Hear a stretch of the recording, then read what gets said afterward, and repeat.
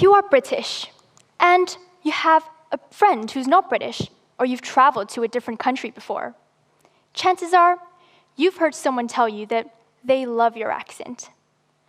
Not being British myself, I'm 100% guilty of having done this before. Our fascination towards accents is nothing new. All over the internet, there are memes and videos of people trying to imitate different accents around the world. Take this, for example. Try saying razor blades. Sounds like you're saying razor blades in an Australian accent. What I'm trying to say is, people have always been fascinated by accents, and with good reason. They're what makes us unique. They're how people identify us. Say, you see someone with blonde hair and blue eyes. For all you know, they could be from anywhere. But if they start talking with an Irish accent, then you know that they're probably Irish. Similarly, if a person starts speaking in a heavy Southern accent, chances are they grew up eating a lot of fried chicken.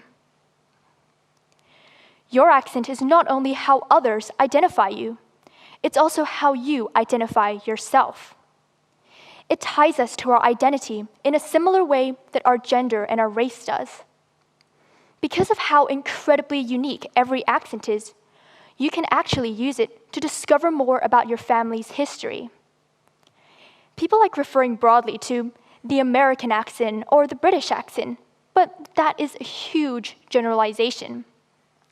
Take the US, for example, where people like talking about the, oh my gosh, totally Valley Girl accent that's actually only common in places like LA. But if you go to the South, there ain't a lot of that down there, y'all. This difference isn't limited to the English language either. Take Mandarin, for example. In Beijing, they curl their R's a lot. But in Taiwan, where they speak the same language, it's much softer and gentler. To say, I am a student, a Beijing Mandarin speaker would say, 我是一个学生, while a Taiwanese Mandarin speaker would say, 我是一个学生. See, the difference isn't huge, but it is there. Because of these indicators between different accents, you can actually use it to learn more about your own ancestry, which makes it an important part of who you are. This made me wonder, why on earth are accents a thing? Are they permanent, or can we change them? And most importantly, why do we associate certain assumptions and stereotypes with certain accents? Well, today, we're going to dive into what your accent says about you. First, let's dig into what an accent is. The term refers to the way words are pronounced. Every person has an accent that is the unique result of how, when, and where they learned the language they speak. As a result, your accent can tell a lot about you, from the community that you grew up in to your family's background and history. The most common type of accent that we refer to is the native accent, where a person develops their accent through their mother tongue. But here's the thing. Our circumstances change. People move, travel, and meet people from all around the world. And as a result, accents can and do transform. When we come across another distinct group, it is possible to pick up another accent, either by choice or by long-term exposure, and this is called your foreign or additional accent. Take me, for example. Since Guangdonghua, or Cantonese, is my mother tongue, the English accent that I'm using right now is my foreign accent. Now that we've understood the basics of what accents are and how they can actually change under certain circumstances, let's dive into the most glaring topic when it comes to accents: the stereotypes, discriminations, and the assumptions that come with some of them. Now, I attend a private boarding school in Britain as an international student, and as such, I faced my fair share of challenges and hurdles when it comes to my accent. Now, before you click off this video and call me a private school snob in the comment section below, just hear me out first. Us international students get a lot of slack, and while some of that might be deserved, being one is not as easy as you might think. As someone from Hong Kong, I've grown up and lived my entire life in a predominantly Cantonese-speaking community. And to come here and suddenly find that everything's in English, from the textbooks to the groceries to the news when you turn on TV, and to have to adjust to everyone around you speaking English all the time. While we do expect that before we come here, the difference is still jarring, and it can be intimidating and scary at first. Not to mention, we're also faced with the constant pressure of having to speak English all the time, because if we don't do that, people around us might take offense to it. And while that is understandable, it still puts a lot of pressure on us. I know a lot of my friends who are in similar situations, who have found it incredibly hard to adjust to this change, and as such, they take it very hard on themselves. Because a lot of international students aren't confident with their accents or their ability to speak English, many of them choose to be quiet and not talk to anybody. A lot of the times, they might also find it more comfortable sticking with people from their hometown because they're embarrassed and afraid to talk to the locals.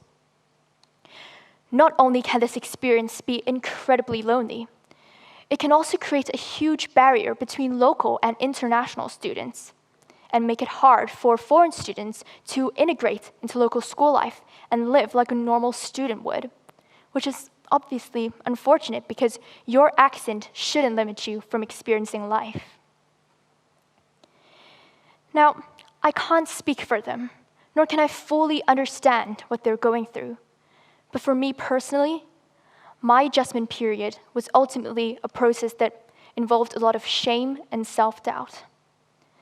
Back at home, I was really confident in my ability to speak English. But when I first came here, all of that changed.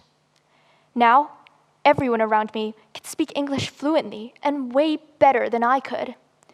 And I started to really doubt my abilities and my intelligence. I even started to feel inferior almost and ashamed of my accent.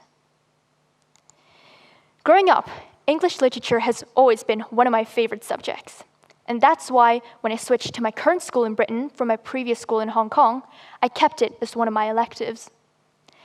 Everyone around me kept telling me that it was such a stupid thing to do, that I wouldn't be able to hold a candle to the locals here, and that I should choose maths instead, even though I'm terrible at maths. But because I'm Asian, it doesn't matter, right?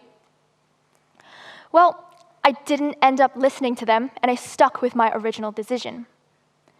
However, when I first came here, because I was so ashamed of my accent, I started to doubt my ability to do well in class. I felt very frustrated with myself, and I kept on asking myself, why can't I speak English the way that my classmates can? What is wrong with me, and why am I not good enough? Week after week, though, I began to realize that this self-doubt, this feeling of inferiority and shame, it was all in my mind. My accent is not an indicator of my abilities, and it is definitely not an indicator of my intelligence. I think the thing that a lot of foreign students do is that they focus way too much on their accent and how it's not good enough, how it doesn't sound native enough, that they forget that being able to speak a completely different language on a day-to-day basis is an amazing thing to do in and of itself. Retreating into yourself and sticking to people from your hometown might seem like an appealing and easy decision, but it is ultimately not helpful because not only does it limit the people you talk to, it also limits the things you can experience. So, if you are foreign and you're afraid to talk to the locals, let me tell you something. You're not the only one. Your accent shouldn't hold you back from experiencing life, though. And remember, the more you practice speaking in an accent and the more you're exposed to it, the more native it is going to sound. So, if that is your goal, there is no better way to do it. So, get out of your comfort zone and put yourself out there. This experience isn't limited to foreign students only. If you are new to a predominantly English-speaking country like me, chances are you've been through the same thing. You've probably also heard someone tell you, "This is our country. speak English. Which, can I just say, I find such a strange thing to tell somebody, because if you've been to virtually any non-English speaking country before, 99% of the locals there won't expect you to speak their language, much less do it fluently. Like, if you come to Hong Kong and you can even speak one word in Cantonese, everyone is going to be so impressed with you. A lot of people have very strong feelings about foreign accents, and they believe that immigrants should be able to speak English perfectly and fluently, which is basically biologically impossible for foreign speakers to do. This is because the most critical period of brain development happens at 6 months old. This is when your brain begins to recognize phonemes, which are the distinct units of sounds in a specific language that separate one word from the other. After the age of 6, it has been scientifically proven that your ability to change your accent has been greatly diminished. And from the age of 12, the length of residence has almost zero effect on your accent. That's why it's so hard for native speakers to lose or to change their accent, and why it's so hard for foreign speakers to develop a native accent in a language that isn't in their mother tongue. Because of how early accents are formed and their largely permanent nature, they can become barriers because they can represent different life experiences. Studies on babies have even found that accents play an even bigger role in perception than the likes of gender and race. As a result, these barriers can create stereotypes and assumptions that can lead to discrimination towards certain accents. For example, studies have found that African American speech patterns have been statistically perceived to sound more violent and less intelligent than white speech patterns. Another study found that the majority of employers admitted to discriminating against applicants on the basis of their accent. A third study found that working-class candidates have a hard time acquiring elite professions despite having the relevant qualifications and skills, purely because of the way they speak. A lot of the times, how you hear someone matters more than what you actually hear them say. As humans, we love to judge each other as soon as the first word leaves someone's mouths. Even as they continue to talk, your brain has already identified the type of person they are, applying existing generalizations and stereotypes about that type of person, and, in a way, categorizing them. People like to associate different behaviors with different accents, and while sometimes that can hold some truth, a lot of the times it is blown way out of proportion. And this can lead to generalizations about entire cultures. As we can see, the discrimination towards foreign accents is very real and very problematic. Individuals with non-standard accents have to be constantly faced with negative perceptions and prejudice. Researchers have consistently found that people with non-native accents are judged as less intelligent, less educated, having poor language skills, and unpleasant to listen to. Not only do native speakers subscribe to these beliefs, people with accents themselves do that as well. Take my home city, Hong Kong, for example, where being able to speak English fluently makes you appear more educated. Growing up, I was always told, 你講廣東話講得差，唔緊要，你講英文講得好就得㗎啦. Which basically means, doesn't matter if your Cantonese sucks. As long as your English is good, you'll be fine. If a person is unable to speak English fluently or has a strong Cantonese accent when they speak English, they're automatically seen as having a lower social status. A lot of the times, this belief stems from the long history of colonization, back in a time when British colonizers held a higher status in our own city. As a result, being able to speak English fluently has also been associated with prestige, an assumption that sadly still exists to this day. I personally don't have a very strong foreign accent compared to the average person from Hong Kong. In fact, I have kind of the opposite, where I have a very, very slight English accent when I speak Cantonese. As a result, I've received a lot of undeserved praise and compliments, sometimes even from complete strangers in regards to the way I speak. I still remember the time someone told me, 你廣東話講得咁美嘅，你一定係名校出嚟㗎啦. Which means that your Cantonese sounds kind of off. You must come from a great school. I didn't know if I should have taken it as a compliment or as an insult. On the other hand, I have a lot of family and friends who don't speak English as well, mainly because they didn't have the chance to learn it from such a young age as I did. And as a result, they suffer from it tremendously on a day-to-day basis. Take my parents, for example, who grew up in Hong Kong in a time when it was not common to learn English from a very young age. When they first settled in the UK, they faced extreme difficulties, not only because of cultural barriers, but also because of how locals perceived their accent to be. I was privileged in the sense that I grew up with great English teachers, and I started learning English from a very young age. But that simply is not the case for everybody.